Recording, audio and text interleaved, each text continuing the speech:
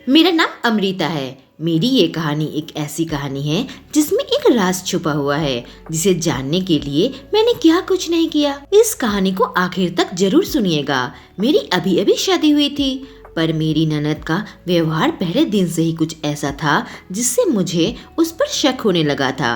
वह 14 साल की लड़की जैसी दिखती थी वैसी थी नहीं। मेरी सास ससुर हमारे साथ ही रहते थे और मेरे पति उनके इकलौते औलाद थे। मेरी कुमारी ननद दरअसल मेरे पति की चचेरी बहन है।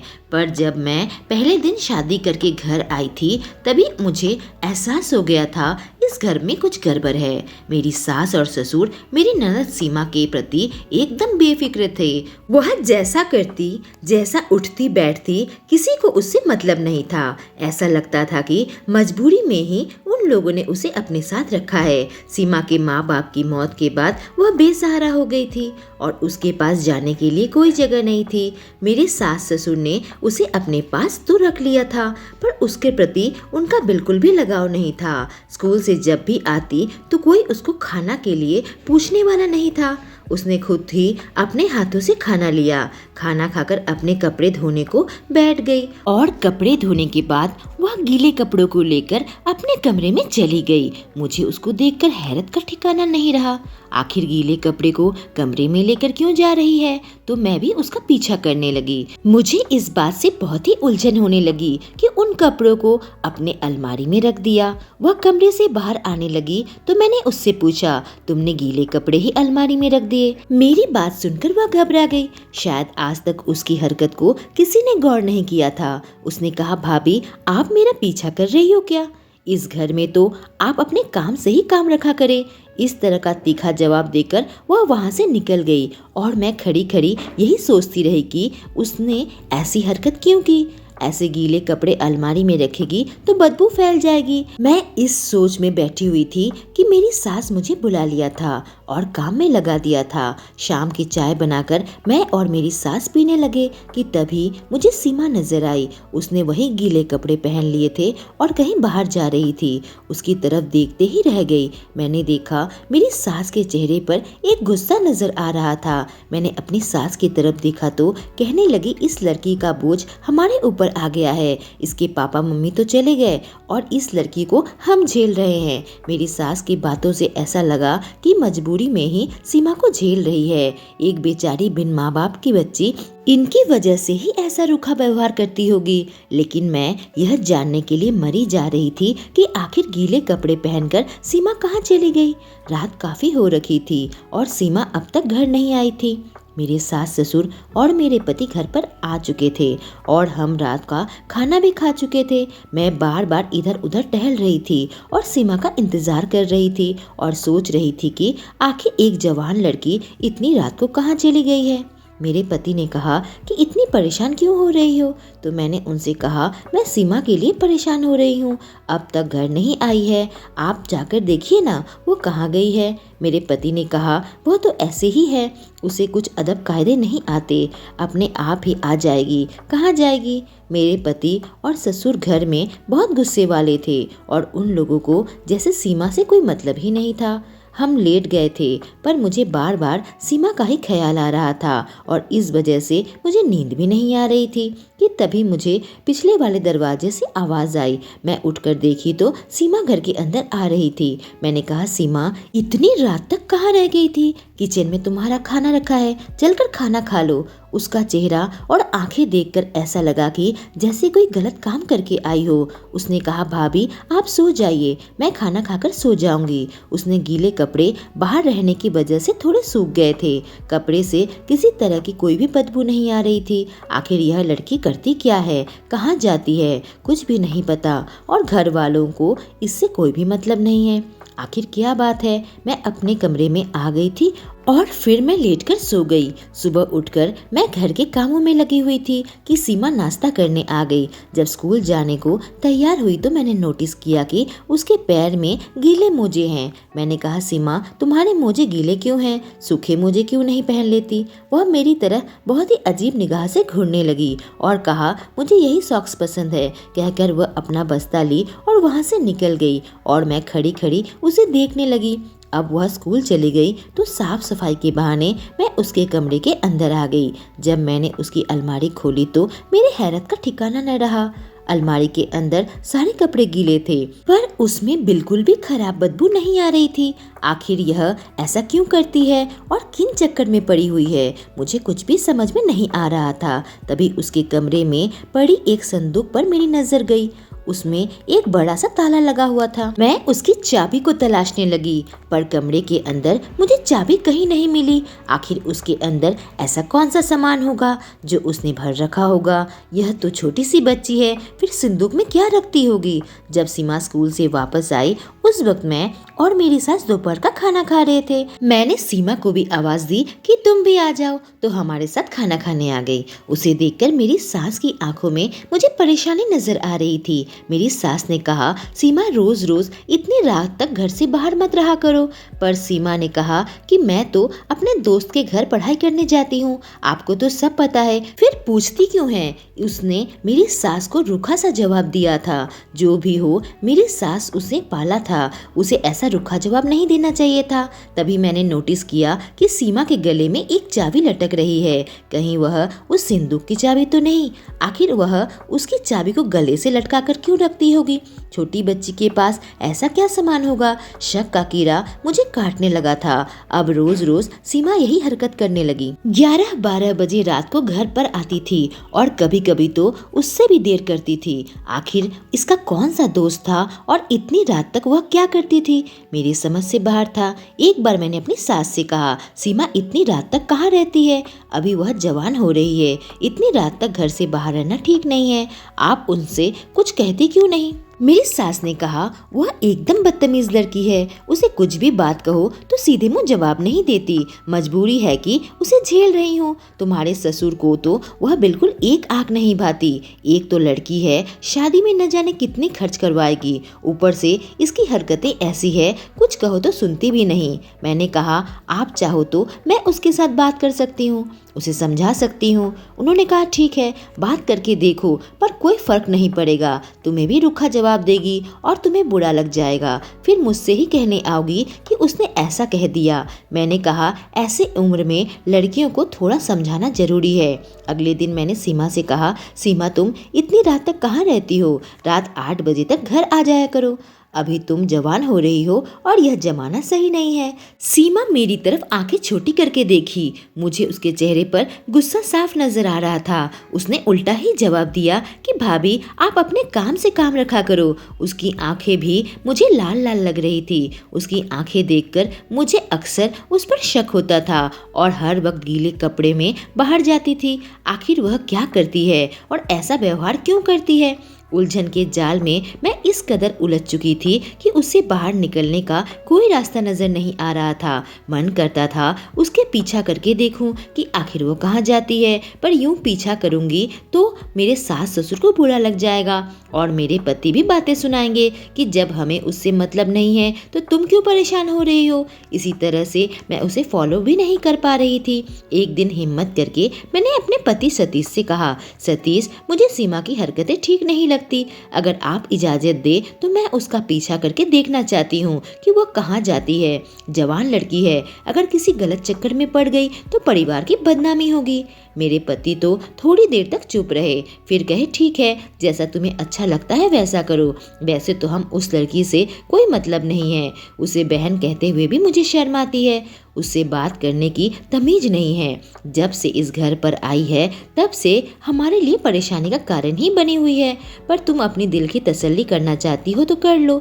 मेरे पति ने मुझे परमिशन दे दी थी तो मैंने सोचा था कि कल ही मैं उसका पीछा करके उसके बारे में पता लगाऊंगी। अगले दिन भी शाम को सीमा गीले कपड़ों में बाहर निकलने लगी तो मैं भी उसके पीछे पीछे निकल गई। उसकी नजरों से बचकर मैं उसका पीछा करने लगी। सीमा चलती जा रही थी और मैं उसके पीछे पीछे जाने लगी। उसने रेलवे लाइन क्रॉस कर लिया और उसी के सामने एक झोपड़ी के अंदर चली गई। मुझे लगा इतनी दूर आकर एक झोपड़ी के अंदर क्यों जा रही है। इस झोपड़ी का राज मुझे कुछ भी समझ में नहीं आ रहा था। हम तो अच्छे घर में रहते हैं और हमारे पास पैसों की कोई कमी नहीं है। मेरे पति और मेरे ससुर जी का एक बिजनेस है और इनकम की कोई कमी नहीं है। ऐसे छोटे झोपड़ी में तो गरीब लोग रहते हैं, तो आखिर एक गरीब के झोपड़े में वह क्या कर रही है? मेरे ससुर ने तो उसे बड़े स्कूल में दाखिला करवाया है जहां अमीर बच्चों ही पढ़ने जाते हैं। मुझे नहीं लगता कि इस झोपड़ी में किसी के साथ पढ़ने आई होगी। वह अपने साथ एक बैग तो लेकर आई थी, पर बैग खाली ही लग रही थी। मैं झोपड़ी के पास गई तो उसके अंदर की सारी खिड़की दरवाजे बंद थे। अंदर क्या हो रहा था यह जानना नामुमकिन था। आखिर कुछ देर वहां पर खड़े होने के बाद मैं घर वापस आ गई, लेकिन मेरे दिमाग की यह उलझनों का जाल और भी ज्यादा जटिल होती जा रही थी। एक भी गांठ खुलने का नाम नहीं ले रहा था। मेरे कुछ भी समझ में नहीं आ रहा था, तो मैं सीमा के घर लौटने का इंतजार करने लगी। मेरी सास मुझसे जो भी काम कहती मैं कर देती, पर मेरे दिमाग में तो बस सीमा ही घूम रही थी कि वह घर वापस आए। करीब रात के 11 बजे वह घर वापस आई थी। मैंने उसे देखा तो एक ऐसी चीज नोटिस की जिससे मेरी हैरत का ठिकाना न रहा।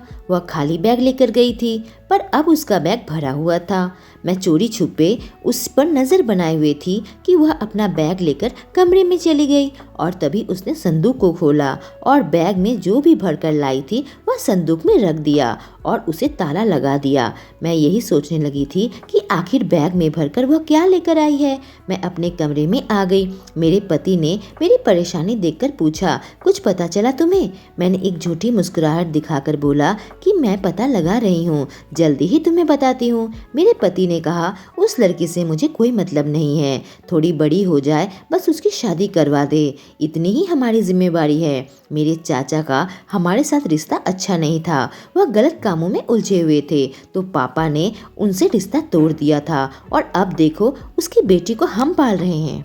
मैंने कुछ नहीं कहा, बस मैं सो गई। इतनी दौड़ भाग के बाद मुझे आराम की जरूरत थी। अगले दिन सीमा सुबह ही स्कूल चली गई और मैं उसके कमरे में सफाई के बहाने घुस गई। मैंने चारों तरफ नजर घुमाई कि संदूक की कोई दूसरी चाबी मिल जाए। डुप्लीकेट चाबी के लिए मैंने पूरा कमरा छान मारा, पर मेरे हाथ कुछ भी नहीं लगा। अलमारी खोला तो उसके अंदर बस गीले कपड़े ही थे और शक करने लायक कुछ भी सामान नहीं था। आखिर थक हार कर मैं उसके कमरे से निकल गई, लेकिन जब सीमा घर पर आई तो मुझे आवाज लगाया। मैं उसके कमरे में गई तो पूछने लगी, भाभी आप मेरे कमरे में आई थी क्या? आखिर आप मेरे कमरे में क्या ढूंढ रही थी? उसकी बातें सुनकर एक पल के लिए मैं घबरा गई थी, लेकिन फिर अपने आपको संभाल कर कहा, मैं कमरा साफ सफाई करने आई थी।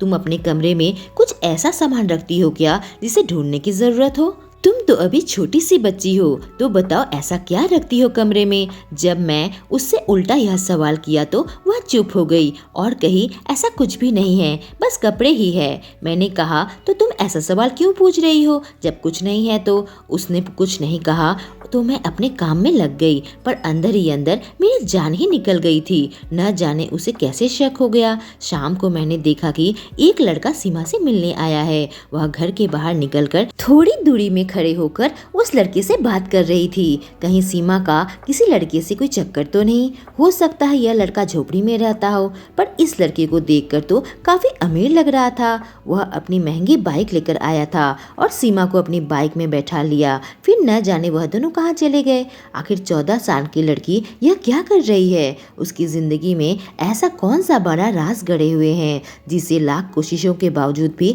मैं खोल नहीं पा रही हूँ। अब वह लड़का कहाँ से आ गया? कहीं उसके स्कूल में तो नहीं पढ़ता? आखिर क्या हो रहा है? सीमा से सीधे साधे पूछूं तो वह जवाब नहीं देगी। जब रात को सीमा घर पर आई तो उसकी आंखें लाल लाल थी। मैंने उससे पूछा तो उसने कोई जवाब नहीं दिया। अपने कमरे में आ गई और मेरे सामने ही दरवाजा बंद कर लिया था। मैं थोड़ी देर वहाँ खड़ी होकर कान लगाकर सुनने लगी, पर उसके कमरे से कोई भी आवाज नहीं आ रही थी, तो मैं अपने कमरे में चली आई। अगर मैं किसी तरीके से संदूक तक पहुँच जाती तो उसके राज पता लगा सकती थी, पर संदूक का ताला तोड़ने के अलावा और कोई रास्ता भी नहीं था, क्योंकि उसकी चाबी को तो वह एक पल के लिए भी अलग नहीं करती थी और अपने गले में ही पहन कर रखती थी। सीमा के स्कूल जाने के बाद मैंने अपनी सास से पूछा कि वह इस संदूक में क्या रखती है। उसने कहा उसके मरे हुए माँ बाप का कोई सामान होगा, वह इस पर ताला लगा कर रखती है और किसी को कुछ पता नहीं। हमने उससे पूछा तो उसने कहा मेरे मम्मी पापा का सामान है। मैंने अपनी सास से उसके पापा मम्मी के बारे में पूछा तो मेरी सास मुझे अजीब निगाहों से देखने लगी और कहा कि उसके साथ हमारा कोई भी रिश्ता नहीं था। उन्होंने काफ़ी तीखे तरीके से इसका जवाब दिया था। उनकी आवाज़ में नफरत साफ नजर आ रही थी। आखिर ऐसी क्या बात है जो वह बताना नहीं चाहती थी। थोड़ी देर बाद उसने कहा उसके पापा गलत काम में उलझे हुए थे, इसी वजह से हमने उनसे रिश्ता तोड़ दिया था और अब वह गुजर गए तो उसकी बेटी को हम अपने पास लेकर आए, क्योंकि उसके पास तो जाने के लिए और कोई जगह भी नहीं थी। तब वह 12 साल की थी। जब से मैं यहाँ शादी करके आई हूँ मैंने यह नोटिस किया कि सीमा के साथ कोई भी बात नहीं करता। अगर उसके पापा गलत काम करते भी थे तो इससे उसका क्या कसूर? आखिर यह लोग उससे इतनी नफरत क्यों करते हैं? माँ बाप की गलतियों की सजा बच्चों को देना जरूरी है क्या? एक दिन ढूंढने के बाद मुझे एक फैमिली एल्बम मिल गई। उसमें सबकी तस्वीर थी। शायद सीमा के पापा की भी तस्वीर थी, लेकिन उसकी माँ या सीमा की कोई भी तस्वीर नहीं थी। हो सकता है उनके साथ उन्होंने कोई तस्वीर ली ना हो। मैंने अपनी सास से पूछा इस पर सीमा की माँ की कोई तस्वीर नहीं है क्या?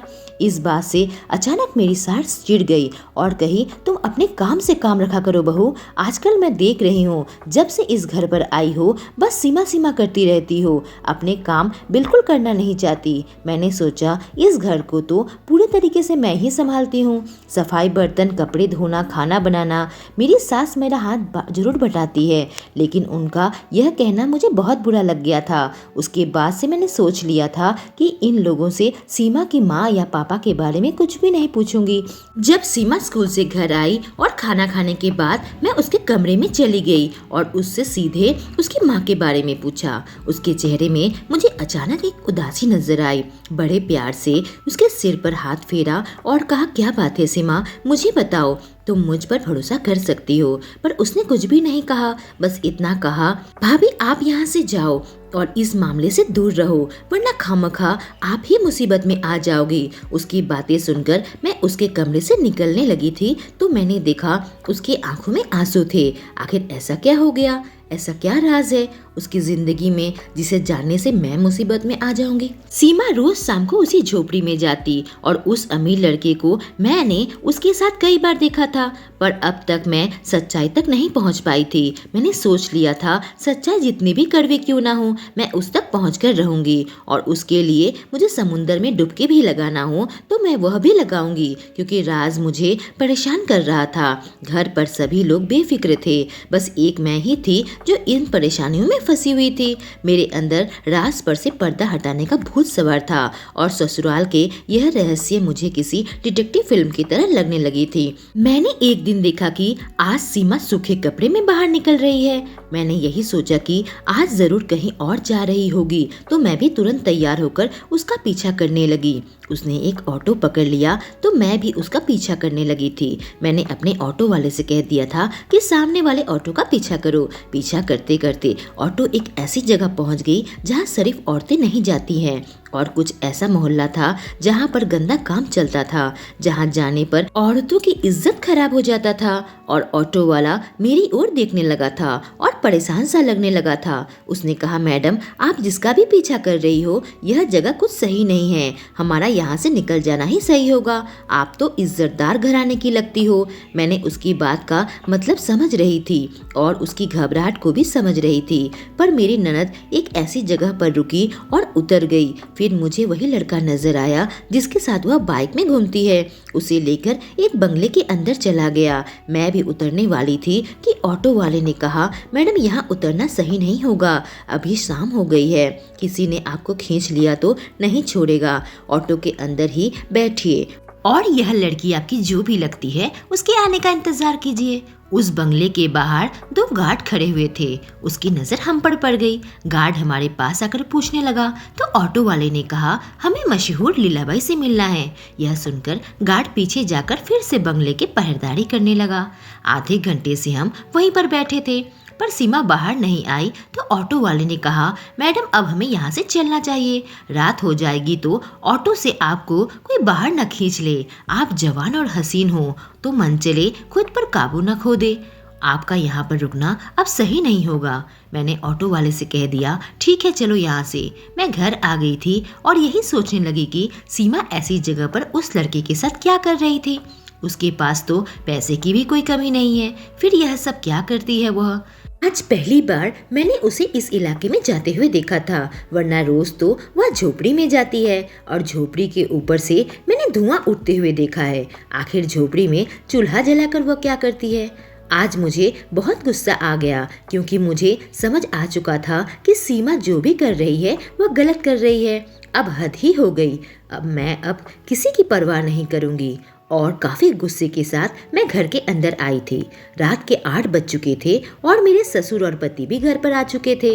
मुझे देखते ही ससुर ने मुझे अपने पास बुलाया और कहा, बहू तुम कहाँ रहती हो आजकल? आखिर घर पर यह क्या चल रहा है? बताओ मुझे, तुम कहाँ थी? मैंने कहा, पापा सब कुछ मैं बता दूंगी क्योंकि अब मैं भी बहुत परेशान हो गई हूँ। मेरे चेहरे की परेशानी देखकर अब मेरे पति भी घबरा गए क्योंकि आज तक इन लोगों से मैं हमेशा डरती ही आई हूँ, पर आज पहली बार मेरे चेहरे में गुस्सा नजर आ रहा था। मेरी सास भी काफी घबरा गई। मैंने कहा, आप लोगों को भी कुछ ऐसा राज पता है जो आपने मुझे नहीं बताया, तो अब मैं ही उस तक पहुँच दिखाऊंगी। कहकर मैं सीमा के कमरे में घुस गई। मेरे पति, ससुर और सास भी मेरे पीछे उसके कमरे में चले आए थे और मैं कुछ भारी चीज ढूंढने लगी थी। तभी मेरी नजर एक हथौड़े पर पड़ी और उसे उठाकर मैं संदूक का ताला तोड़ने लगी थी, पर मुझसे इतनी ताकत नहीं थी कि इतना बड़ा ताला तोड़ सकूं। मेरे पति मेरे पास आ गए और कहने लगे कि तुम करना क्या चाहती हो, रुक जाओ अभी। मैंने कहा, सीमा किसी मुसीबत में है। मैंने आज उसे एक ऐसी जगह जाते हुए देखा है जहाँ शरीफ घर की लड़कियाँ नहीं जाती है और वह रोज रोज एक झोपड़े में जाती है और जहाँ से मुझे धुआं उठता हुआ नजर आता है। उसकी आंखें लाल लाल रहती है और एक लड़का है जो काफी अमीर लगता है, उससे मिलने आता है। जरूर सीमा ने कुछ गलत काम किया होगा। अभी वह मात्र 14 साल की है। हमें उसकी मदद करनी चाहिए। मेरी बातें सुनकर मेरे पति ने मेरे हाथ से हथौड़ा ले लिया और वह जोर जोर से मारकर ताला तोड़ दिया। अब वक्त आ गया था कि सारे राज से पर्दा उठ जाए जिसे सीमा दबा कर रखना चाहती थी, और उसके गीले कपड़े का राज। आखिर वह गीला कपड़ा पहनकर उस झोपड़ी में क्यों जाती है? लेकिन जब सिंदूक को खोलने की बारी आई तो मेरे अंदर बहुत ही घबराहट होने लगी। मेरा चेहरा बिल्कुल लाल हो गया और मेरे हाथ कांपने लगे थे। मेरे पति मेरे कंधे में अपना हाथ रखा क्योंकि वह मेरे अंदर के हलचल को समझ रहे थे। हिम्मत करके जब मैंने संदूक को खोला तो हमारी आंखें फटी की फटी रह गई। उसके अंदर जो सामान था आखिर क्यों था और कहां से आया था? इससे वह क्या करती है, जो कि हमारे समझ से बिल्कुल भी बाहर था। पर संदूक के अंदर हमें ढेर सारे पैसे मिले थे। आखिर इतना पैसा सीमा के पास कैसे आए? मेरे ससुर तो बिल्कुल ही गुस्से में आ गए और कहने लगे, यह लड़की भी लगता है गलत काम करती है। अब मैं खड़ी हो गई और कहने लगी, इसके पापा क्या गलत काम करते थे? अगर आप मुझे बताएं तो। मेरे पति ने कहा, सीमा के पापा ऐसे तो कोई गलत काम नहीं करते थे, बस उसने एक तवायफ से शादी कर ली थी जिस वजह से हमने उससे रिश्ता तोड़ दिया था। मेरी सास ने कहा, मनोज को तवायफ खाने में जाने की लत लग गई थी। मैं और तुम्हारे ससुर ने उसे बहुत समझाया था कि ऐसी गंदी जगह पर मत जाया करो, पर वह हमारे बिजनेस की कमाई को वहाँ जाकर उड़ा दिया करते थे। आखिर हम परेशान होकर अपना बिजनेस अलग करने का फैसला किया था और तुम्हारे चाचा अपना बिजनेस अलग कर लिया था, पर तवायफ खाने में जाकर अपना सारा पैसा उड़ा आते थे और धीरे धीरे उनकी आर्थिक हालत खराब होती चली गई। और तभी उन्होंने वहाँ एक तवायफ से शादी कर ली। सीमा उसी की बेटी है और उसकी माँ भी जिंदा है, जिस वजह से हम सीमा से इतनी नफरत करते हैं क्योंकि उसके अंदर गंदा खून है। और यह भी पता नहीं कि तुम्हारे चाचा की बेटी है भी या नहीं। तुम्हारे चाचा की हालत बहुत खराब हो गई थी और एक दिन बीमारी से वह चल बसे। तब सीमा 12 साल की थी। मजबूरन हमें उसे वहाँ से लेकर आना पड़ा क्योंकि उसकी माँ उसकी जिम्मेदारी नहीं लेना चाहती थी। वह तवायफ खाने से बाहर निकलने को तैयार न थी। इतना सब कुछ मेरी सास कह रही थी कि तभी सीमा कमरे में आ गई। कमरे की हालत देखकर वह बिल्कुल घबरा गई, वह कांपने लगी थी। मेरे ससुर ने कहा, तुम्हारे पास इतने सारे पैसे कहाँ से आए और इन धुतरा के फलों का तुम क्या करती हो? उसके संदूक में ढेर सारे धुतरा के फल थे। वह बिल्कुल डर गई और कहने लगी, मैंने जो कुछ भी किया अपनी माँ को आज़ाद करने के लिए किया। उसे तवायफ खाने से आज़ाद करने के लिए 50 लाख रुपए की ज़रूरत थी, क्योंकि तवायफ खाने के अंदर जो चला जाता है उसका वहाँ से बाहर निकलना नामुमकिन है। उसे वहाँ से निकालने के लिए उसकी कीमत अदा करनी पड़ती है। मैंने जो कुछ भी किया अपनी माँ के लिए किया। मेरी माँ अपनी मर्जी से तवायफ नहीं बनी, बल्कि उसके पापा ने उसे वहाँ बेच दिया था। मेरे ससुर ने कहा, इन फल का क्या करती हो, यह पूछा मैंने तुमसे। उसने कहा, धुतरा के फलों से एक तरह का ड्रग्स बनता है। मैं उन्हें उस झोपड़ी में लेकर जाती थी और उससे ड्रग्स बनाती थी, जिसे मैं एक अमीर लड़के को बेच देती थी और वह मुझे इसके पैसे देता था, जिससे मेरे पास अब तक 40 लाख रुपए जमा हो गए हैं और 10 लाख रुपए की ज़रूरत है, तो मैं अपनी माँ को मुक्त कर लूँगी। मेरे पति ने कहा, तुम्हें पता है ड्रग्स बनाना गैरकानूनी है, तुम इसके लिए अरेस्ट हो सकती हो। मैंने कहा, तुम गीले कपड़े पहनकर झोपड़ी में क्यों जाती थी? उसने कहा, उस काम में वह झोपड़ा बहुत गर्म हो जाता था और मेरी हालत बहुत ख़राब हो जाती थी। इसी वजह से मैं गीला कपड़ा पहनकर वहाँ पर जाती थी और अपने ऊपर पानी डालती रहती थी। मेरे ससुर ने कहा, तुम्हें अभी के अभी यह काम बंद करना होगा। मैं तुम्हें बाकी के 10 लाख रुपए दे दूंगा। तुम अपनी माँ को छुड़ाकर इस शहर से कहीं दूसरी जगह चली जाओ, क्योंकि यहाँ तुम गलत धंधों में उलझ चुकी हो और यह लोग तुम्हें इस धंधे से निकलने नहीं देंगे और एक न एक दिन तुम पुलिस के हाथों गिरफ्तार हो जाओगी। मेरे ससुर ने सारा धुतरा का फल निकालकर मुझे दे दिया और कहा, बहू इसे कहीं जाकर फेंक दे। मैं अपने पति के साथ जाकर दूर कूड़ेदान में वह सारे फल डाल दिए थे। साथ ही मेरे पति ने अपनी बहन की मदद की, जिससे वह अपनी माँ को छुड़ाकर दूसरे शहर चली गई, ताकि अपनी माँ के साथ एक अच्छी जिंदगी बिता सके। मैंने कभी सपने में भी नहीं सोचा था कि इस घर पर मुझे ऐसा राज देखने को मिलेगा, लेकिन एक बच्ची का अपने माँ के प्रति प्यार देखकर मेरे दिल में ख्याल आया कि मैं भी बच्चे लेने की सोचूं। मुझे भी एक बेटी चाहिए थी जो मेरे लिए कुछ भी करने को तैयार हो जाती और मैं जिसके ऊपर जान छिड़कती। मैंने अपने पति से यह बात कही तो वह मुस्कुराने लगे थे और मुझसे कहा था, वक्त आने पर तुम्हें एक प्यारी बेटी मिल जाएगी, चिंता मत करो। और यही थी मेरी कहानी। दोस्तों, आशा करती हूँ कि मेरी कहानी आपको अच्छी लगी होगी। अगर अच्छी लगी हो तो मेरे चैनल को सब्सक्राइब करें और बेल आइकॉन को प्रेस करें। Thank you.